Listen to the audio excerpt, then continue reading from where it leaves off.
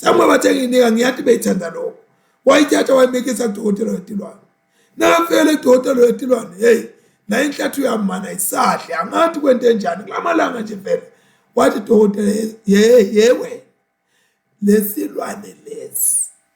impilo yaso ithi lokhu iphilisa kanje akusiko nyalo yathi lumselela iqala wena ukuthi ungakanani nyalo ihambisa konke kudla lokusesiswini seyiqale wena nje ukuthi ngalelanga lengavele nje bathi waphaleka washiya khona lapho wathi hayi ngeke angisayifuni uyabona ke kulesinye isikhathi ngiqonde kusho ukuthi kunetinto lokufanele ukuthi ungadedayeli to a point wokuthi uqabanga ukuthi wena lento lena ungayenta sinoma kanjani hlala ngeqhuqa nakufika inceke yaNkulunkulu inikete isidima such a respect leyidingako ngekwenta njalo you are retrieving kibusiso wena ukhona lokutholako kule nceko akusiye umntana wakho akusiye uyihlolo yinceku yaNkulunkulu thina emaswati ngeke ngithi we are rich sitawuya sopen ngoba sifunela uNkulunkulu usibusisile singemaswati la eSwatini sinenkosi thina lenkosi ayisiyo yakadlamini uthi hawu Dlamini Nkosi wena wekunena wakabayethe silo sikhulu mubayethe sibongo sakhe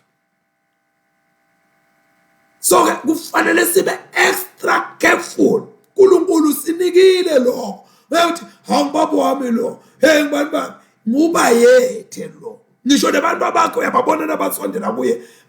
silapha ezidakaleleni nebakane nje benda sitoma kanjani batshengisa ukuthi lo ngisilo sikhulu mwaphakathi so bazalwana we need to be extra careful and take those things singe maswati sifundise letinye tive nakuthiwa Swaziland is the pulpit of Africa mlokunye lo ukuthi asesibachengise ukuthi inkosi uma ngabe sikhuluma ngenkosi yasezulwini siqale sitshengise ukuthi le yalamhlabeni injani ingubani